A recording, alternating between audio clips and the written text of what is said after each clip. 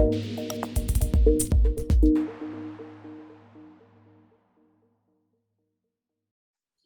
this is pretty exciting because I have never interviewed a professional photographer before. So welcome, Roberto. Thank you for having me. No, it's my pleasure. I think we're going to have a lot of fun, and I think the audience is going to super enjoy it. So first things first, shout out to someone you know very well, your sister, my friend, my partner, Andrea, for initially introducing us. And how interesting is it how things turn and go and you end up connecting overall. So thanks for that. And if you could, keyword here is briefly introduce yourself, because if you tell the whole story, then I have nothing else to do basically on this interview. So if you can briefly introduce yourself, you know, who are you, family, what your favorite color is, something you've never told anyone else in the world, if you want to say something now, stuff like that. What do you think? Certainly, I'll start with the obvious. My name is Roberto Dutescu. I was born in Bucharest, in Romania. I'm a Canadian citizen, and I live in a few places around the world. I'm an artist. Some people describe me as a photographer, and that is what I have studied, and that's what my diploma is in, and therefore I can teach photography. Nevertheless, since the beginning of time, I find that what brought me to where I'm at today, it's my sense of curiosity, not just towards one single thing, but towards many things. What I haven't told anyone today, I was in the ocean just an hour ago, swimming for an hour, and the water is getting colder. And I will keep on swimming throughout the winter, and maybe we'll do another interview in March, and maybe we'll do it from the beach. I'm on the, for everyone, I'm on the east side in Greenwich right now. Super, super sweet. So, and you've got kids, right? Yes, I have two spectacular young kids, spectacular in every sense of the word. They're bright, beautiful, they're bold, they're daring, they're creative, and they're almost 12 and almost 14, basically going on 16 and 24. So as with all things, you know, living with an artist, me being their dad from the very beginning, I've encouraged them to look at things. And just my son, I picked him up from school today, and he said, "Dad, I got 100% in math, I got 100% in social studies, and I got 100% in something else." And he said something right away. I said, "Wow, it's so." I said, "What can I say? Congratulations." He said, "Well, you know, you taught me a lot of things throughout time." And I said, "Yes, you've asked me 32,000 questions since the moment when you were born." And therefore, why am I sharing this? It's that sense of curiosity. You see, when you're curious, then you ask a question, and only by asking a question, you can find out answers, you discover things. And if you don't have answers, then maybe it can stimulate a different conversation where you gather other people around you that may potentially answer that question that you have. And all that is triggered by a sense of curiosity. So I think the curiosity, it's my biggest gift that I consider to have, that was given to me, and I'm grateful for, to be a curious person. So I'm curious about something. You were born in Romania. Kudos for coming to my home country and getting there with your family. But what was that like for you in terms of a different culture, in terms of you know, what your passions were, your dreams were? Was it scary? Was it, you know, positive because it was a challenge? What was that like? And when did you discover your infamous why? Well, I mean, this side of the Atlantic knows very little about Romania to start with. Romania, it's some place that was ruled by some guy, and he got executed at one point, and the majority of the people certainly know that it was part of the Eastern Bloc. I had an extraordinary life in Romania. Romania is a very beautiful country. It's a fairly big country. It's got mountains. I learned how to ski there. Above the tree line, we're going to the seashore, to the Black Sea, a month every single year. I spent a month at my grandparents' farm in the mountains every single year. So my experience in Romania was truly remarkable. My family was non-political. We've never been political in that sense. And in that context, we did not have any attachment to the political regime, what was happening or what was not happening in Romania. My grandparents, one was a famed engineer working for Shell and Mobil Oil. And I remember when I was a kid, I used to play with those beautiful, colorful papers that later on I learned that they're called shares. So 10% of his salary was paid in shares. And of course, we just posted them on the walls because they were so beautiful. And my other grandfather from my mom's side, I mean, he was a brilliant surgeon. He was a brain surgeon, actually. So my life in Romania was nothing of what the majority of people think of Romania. My life was extraordinary. And from a very early childhood, I've learned a few different things from my grandparents, which I have spent a lot of time with in my early days because my parents were very young. They were in university. So by spending time with my grandparents, I've learned that if you have a lot, you give a lot. And the more you give, the more you have. And I guess that's one continuum throughout the many stages of my life in which you have or you don't have, you lose everything and or you have a lot. At one point, we had to leave the country. And at that time, we lived in a very beautiful home that somebody from the government really loved. And I was supposed to go into the army because back in Romania, when you're 18, you go into the army on your birthday, which is in June. So my mother, we made a decision, they made a decision, I was just part of it, the same with my brother and my sister, that we were going to leave and I was not going to go to the army and we better leave fast. So long story short, my mother actually, because of her insistence, perseverance, and focus, within 6 months, she exchanged a house in a legal way with somebody from the government for 5 passports and 5 plane tickets. And we left with 5 suitcases. And that was basically our departure. You leave without anything. We don't sell anything. You don't have any money. And then you move to another country. So therefore, when you start at that place, then everything else that happens after that, that becomes a grounding mechanism. So whenever I go through a hard period or through hard times or whatever, I think about my parents. Right. You know, they had everything, they left everything, they left with 5 suitcases and 3 kids to start from zero. Right. So whenever I'm complaining about things, about this and that, I mean, I go back to where they were. Right. And I see how courageous they were, and therefore that you know, allows me to kind of continue to be who I am and to encourage others to reflect on that thing that you know, even though you may be going through a hard time sometimes, you know, you have to keep your head above the water. Super smart and great role models without a doubt.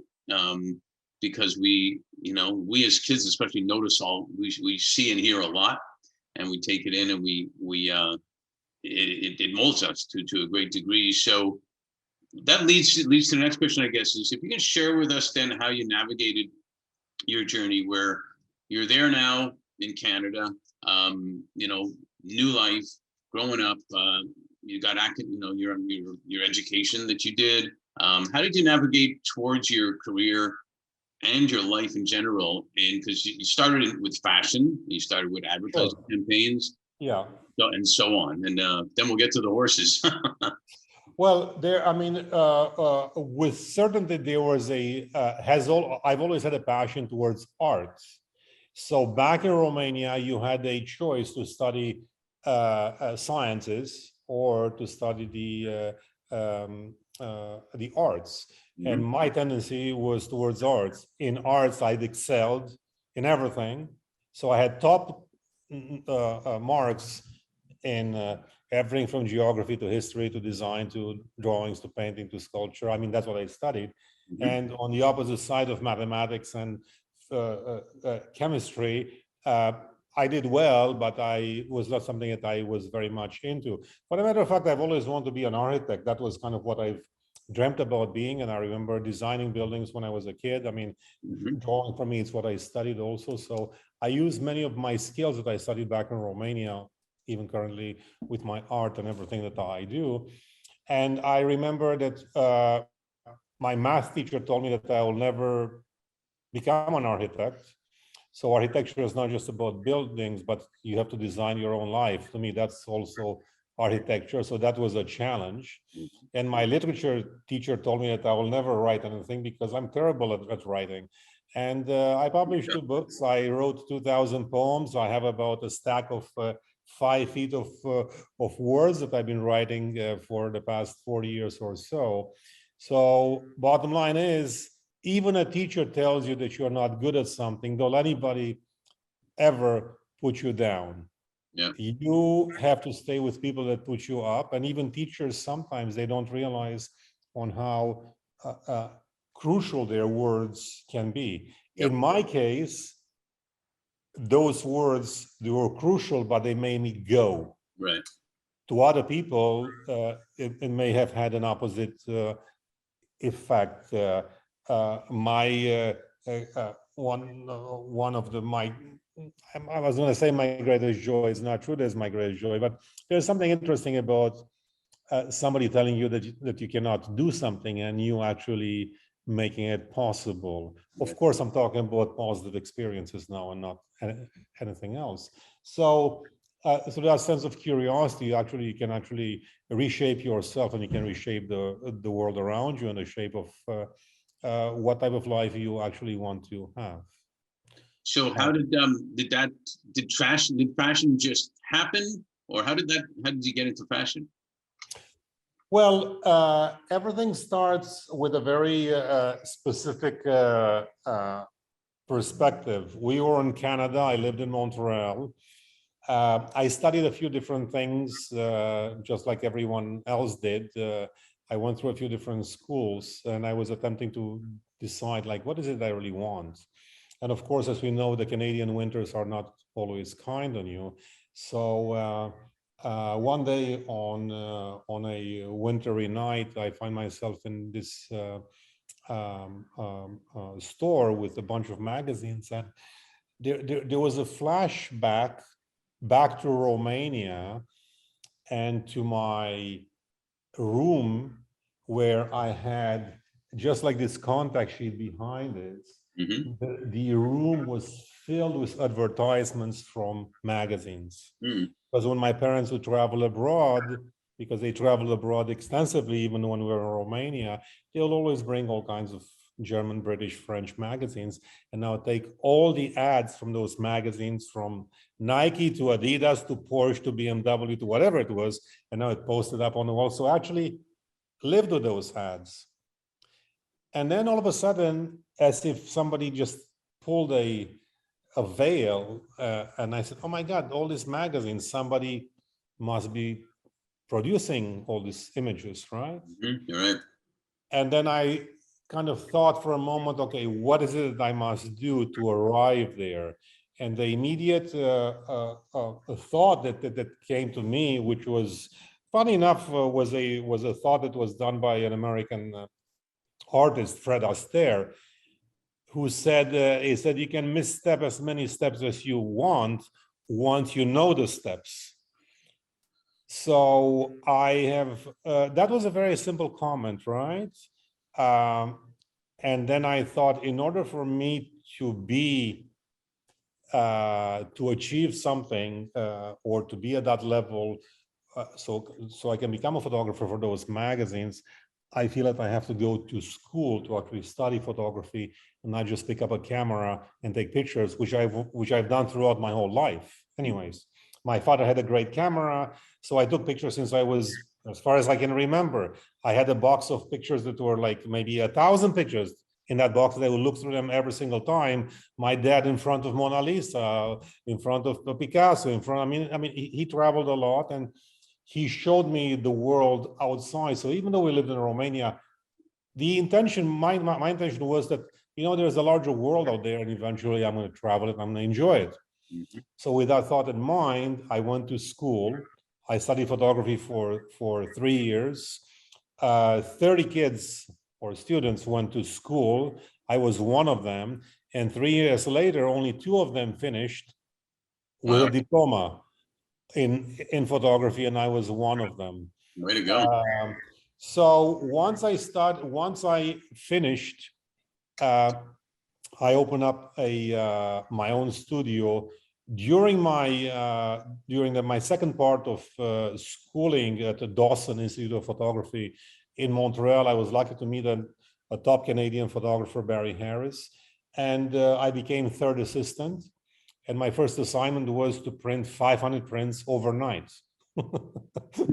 with 2 other assistants, and that's what we did. And I was fortunate to have him as my mentor and to kind of understand the business side of it, because it's one thing to understand the art side of it, but it's something else to understand the business side of how business works. Mm-hmm. Of course, at the time I still had to learn English, and I had to learn French, and I had to learn a few other languages. So, I mean, it was a very kind of interesting time, because I remember that the phone would ring, and, you know, I would not want to answer it because I was not sure if the people on the other side would know, I mean, who's this guy, you know, with this accent.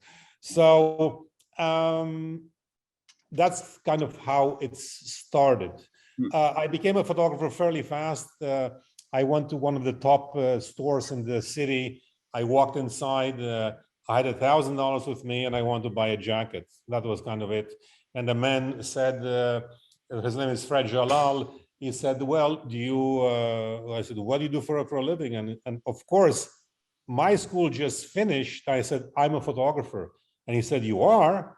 I said, yeah. I said, well, I'm looking for somebody to do a catalog for my store. And his store, Very Uomo, was the top store in Montreal on Peel Street, which basically they were having all the Armani, Versace, and Ferrand, the top brands in the world. I mean, everyone wanted to shoot for those brands. What was the name of the store? Very Uomo. Very warm. Very Uomo, yeah. So he said, well, do you have a portfolio? And I said, yes, I do, which I had. Mm-hmm. He said, well, maybe you can show it to me. And I said, well, can I come back in 2 weeks? He said, fine. So, of course, 2 weeks, in the next 10 days, I went and I hired a few models, and I did a bunch of testings, and I printed a bunch of prints, and I put the best of my prints at the beginning, because even though I had a portfolio, it was not at the level of those brands. And I came in, and I remember it as I'm talking to you right now. He was upstairs just holding on to this cigar with kind of, he would not smoke it, he would just light it, and he would just sit and philosophize about life. And the ashes kind of fell on my folio, and kind of would just wipe them just a bit. And he kind of looked at the first page, and then he went to the 5th page. Then he went to the end, was nothing there. Then he flipped back 3 more pages, and then my eyes were like, oh my God, he's not looking at the best shots. And he said, yeah, very nice. And then he pulled the Italian Vogue, Men's Vogue. Mm-hmm. And he said, very nice portfolio. He said, but what I want, it's pretty much what's in this Italian Vogue magazine. He said, can you do better than that? And I said, without a doubt. He said, congratulations, you have the job. That's awesome. That's a So great. I went from 0 to 100 in just one afternoon and one great conversation. And because of that conversation, the catalog came out extraordinary, even though, I mean, now that was like 1987. Mhm. I mean, when you look at it now, it's just as modern and just as current and just as good. And that's kind of, you know, that it was a great project. And then because of that particular project, then the Canadian Elle came to me. I did the second cover, Patrick Demarcheli did the first. And then once you shoot for Elle magazine, then the rest becomes history. I love it. It just goes to show that sometimes you just got to go for it. You know, it's not as simple as that, but you got to go for it and feel real positive with yourself. So I wanna lead into then. You've said one of the many quotes I love that you said was, "Beauty has a way of teaching us what matters." I think it's a great statement. So tell us the story about then how Sable Island happened. And by the way, I encourage everybody to get on your website and watch the whole documentary, if you will, of you Chasing Wild Horses, yes. Yeah, it's amazing. So Sable Island is a fascinating place. Had to be somewhat emotional for you, I'm guessing. And then tell us a little bit about the reaction after Sable Island from collectors and public, etc. Sure. I mean, after many years of fashion, simultaneously, I discovered also Sable Island, the Canadian broadcast, CBC, right? Canadian Broadcast Corporation. Mhm. They were doing a bunch of stories about Canadian national treasures, and Sable Island is such an extraordinary place. It's off the coast of Nova Scotia. The way that I told the story, Sable Island, 500 shipwrecks, 500 years of known history, and about 500 horses that I've been documenting for the past 30 years. Amazing. I discovered it on a late night when I came back home from another fashion shoot, as I have done many in various parts of the world. And I just, I was in awe with this place where these horses kind of live and there's nothing else there. Of course, in a natural way, I was shooting fashion and I thought that maybe I should bring some models there at one point and do an amazing campaign. You know, Ralph Lauren would certainly love it, right? Sure. Yet, as it happens when you are busy, you take a pen, you make yourself a note, you put it in a safe place, and then you forget about it. So about a year and a half later, I discovered it. It took me another year and a half to get a permission to arrive at Sable Island. There was beyond insistence, and it just go to show you of who I am, and maybe reveal something to the people that are going to have a chance to kind of listen to all this. Sometimes you have to just simply show up. So in order to go to the Sable Island at the time, after going through all the governmental permissions and making sure that you basically qualify in various ways, the person that had to kind of give the okay was Jerry Forbes, which was living on the island. He's been on the island as superintendent of Sable Island. Mm-hmm. So after many conversations with him over a year and a half, he kind of knew that he was not going to get rid of me. And then he said, okay, let me think about it. Okay, I think that if you're going to show up on Sable Island, it's a good time to come up in June. So why don't you call me on the, I don't know, he said, whatever, 1st of June. And I said, great, I'll do that. So on the 1st of June, instead of calling him from Montreal, at the time I was in Montreal, I packed up all the equipment and I flew to Halifax with like 10 suitcases filled with cameras and film cameras and motion cameras and videos and whatever. Mm-hmm. I booked myself in the airport hotel, and I was able to reach out to him, and I just simply told him that I'm here. And I felt that he was looking around like where he was on Sable Island, and I said, well, I'm in Halifax, and he said, why? I didn't give you permission to come to the Sable Island. I said, I know, but I felt that if I'm closer to you, you may say yes. And then he replies that, you know, a lot of people want to have the assurance that things happen. And out of the many years that I've been here, you're the only single person that showed up in Halifax in the airport hotel waiting for that permission to be granted. Mm-hmm. So I'm in a funny place now if I say no to you, or if I say yes. But and he said, but out of curiosity, if I don't let you come to Sable Island, what are you going to do? And I said, I'll do another film about, I don't know, Nova Scotia, but I really wish that you're going to say yes. He said, okay, except that you're going to encounter a gigantic storm that's forming on the Atlantic, and you may arrive on Sable Island, but you may not be able to see anything as fog usually rolls in and stays for weeks at a time. Sure. And I said, and it's not that you cannot land, because if you're lucky, you do, but the plane has to come back and pick you up 2 weeks later. And that plane, we have to create a runway in the sand for you.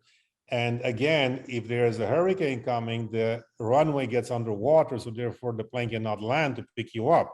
So I said, what's the longest time that the plane could not land? And he said, 4 months. So now I have him on the phone for about 2.5 minutes, 3 minutes, and I have to I go like click, click, click, click, click, click, 4 months. And I'm thinking, what fashion shoots I'm going to be missing if I'm stuck on Sable Island? Right. And of course, I had to say, you know what? I traveled too far. I'm going. Right. And that's what I did. The storm did form. It was the heaviest rainfall on the eastern seaboard since the 1970s. You can verify that it was in 1994. And on Sable Island, there was this eye from the sky that would follow me around. And I was the only guy that got a sunburn on the eastern seaboard. It's a true story. I have the videos to prove it, while storms were all around the horizon. So I feel that my life is very much about showing up, being there when you're there, being present to the present. And then I find that if you're present to the present moment, everything else and if you're not so much in a hurry, too eager, too anxious, and all those things, right, I feel that nature itself, as Kafka said, it offers itself at your feet. It has no choice. So I find that by showing up and by being curious and being very much in awe, with that it's in front of you, then you're entering into a space in which you are the observant, I'm the photographer, but then they're the observant, whatever they might be. So yes, I'm mostly known for my wild horses off of Sable Island, but very few people know that I've been documenting rocks for 30 years, and I've been shooting flowers for 40 years, and I've been doing monuments around the world for just as many years, and then shooting trees and sand dunes and bodies. And so you see, we name things because we must identify what those things are, so we have a place of conversation.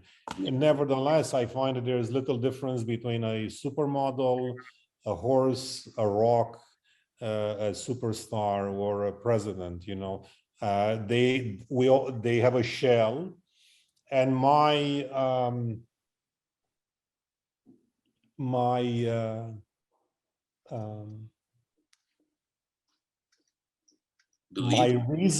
reason of existence when I have a camera in front, when I have a camera in my hand, because if I don't have a camera in my hand, I'm just me, Roberto Dutesco. As soon as I grab a camera, then I become a different person.